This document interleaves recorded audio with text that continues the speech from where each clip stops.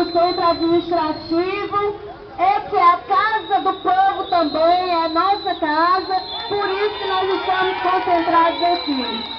Estamos em luta, reivindicando os nossos direitos, aqui saudar o nosso secretário de Educação, que já veio para negociar com a categoria aí que a gente quer, negociação, fazer aqui um registro de todas as lideranças que estão aqui, dizer que nós não viemos aqui para atrapalhar a administração, pelo contrário, estamos aqui porque nós queremos que Quixadá tome um rumo, e um rumo onde todos vão ganhar, todos vão estar muito bem quando o serviço público de qualidade acontece.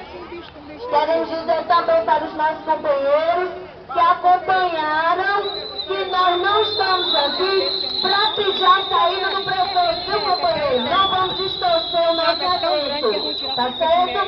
A nossa pauta é uma pauta que todos já conhecem, é uma pauta de reivindicação. Temos agora uma audiência, vamos entrar em comissão, vamos aqui eleger um representante da saúde, um representante da educação, um representante do administrativo, para a gente entrar e negociar.